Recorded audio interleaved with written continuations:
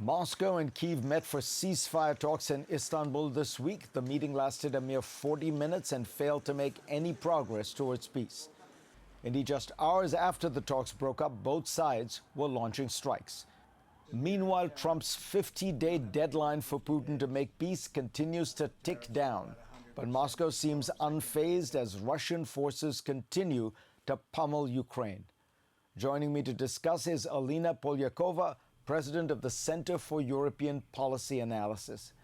Alina, it seems that Russia is really adopted a new and much more aggressive strategy. Can you describe what it is? Well, that's absolutely right, Fareed. We have seen a massive uptick in Russian air attacks on Ukraine, going far and beyond what we've seen previously, meaning deeper and deeper into western Ukraine, southern Ukraine, territories that until now were considered relatively safe. We've seen the largest drone combined missile attacks launched by the Russians in the last week. Over the last 3 years, these are the largest attacks we've ever seen. And then on the land war, on the front line directly, we're also seeing Russia commit significantly more forces as part of its so-called summer offensive that it's aggressively executing on as we speak. They're also doing things toward NATO allies, right? You described it as a shadow war against NATO. Describe what you're watching. So I think what's not well understood is that at the same time as Russia launched its war on Ukraine, the full-scale invasion 3.5 years ago, it also basically unleashed its intelligence agencies to do whatever they please across the NATO domain. And what that means is that we've seen a massive uptick in Russian shadow war against NATO. What I mean by that is attacks on critical infrastructure, assassination attempts, cyber attacks, you name it.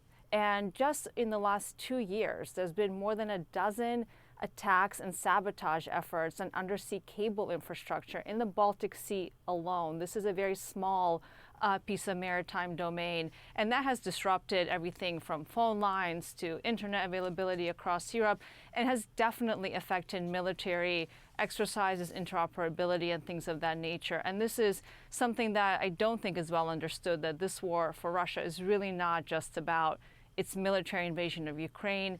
It is already a shadow war against NATO.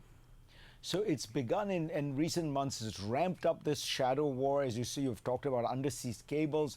It's massively expanded the air war against Ukraine. All this is happening at a time that Donald Trump has been warning Putin to stop. Why are they not taking Donald Trump seriously? Well, certainly, I wouldn't let the Kremlin deceive us to think that they're not taking what the American president says seriously. They pretend to have kind of a cool view towards Washington, but they very much care and they're very much watching closely. But I think what the Kremlin is learning is that, you know, the president changes his mind a lot. Everybody knows that. So there's a 50-day period where the Russians are supposed to achieve peace. They're making zero efforts to do so. If anything, they're doing the exact opposite. And they have probably seen that, at least on the economic sanctions, they're supposed to take effect after the 50-day deadline expires. Just like with tariffs, you know, sometimes the president is very aggressive, sometimes not. So I think they're trying to achieve whatever they possibly can militarily now until that 50-day deadline is going to come to an end. I think the other thing to consider is the U.S. opening up sales of military equipment now to NATO allies and allowing our NATO allies to then transfer that equipment to Ukraine. And I do think this is a significant policy change here in Washington. Yeah, it is military pressure that seems to affect Putin much more than economic pressure. Why do you think that, I mean, the Russian economy seems to have kind of stabilized itself by cutting itself off from the rest of the world, or a lot of the world, finding furtive and other ways to get stuff that it needs. Give us a sense of the story, because the Russian economy is more stable under these very extensive sanctions than most people predicted.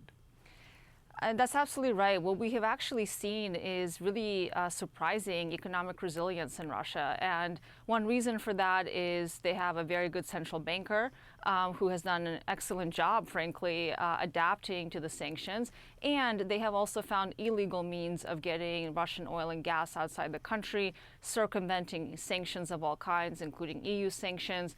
Many listeners and viewers may have heard about the Russian shadow fleet. These are these illegal, unlicensed, uninsured oil tankers that are operating all over Europe now, delivering illegal Russian gas to European countries and elsewhere. And Russia has not been fully cut off from the global economy either. President Trump talked about something called secondary sanctions. What those are is, of course, U.S. imposing sanctions on countries that do business with Russia, which we really haven't used because they're really difficult to enforce. The bigger picture here is that, as you said, Fareed, Putin's calculus isn't going to change unless there is a massive maximum pressure campaign, both militarily, economically, and politically, to isolate him, to make it more difficult for the Russian war economy to get what it needs. We have a lot of tools as the United States, together with allies, to really turn up the heat on the Kremlin, and we just haven't done that yet. Alina, pleasure to have you on. Thank you. Thank you, Fareed. Great to see you.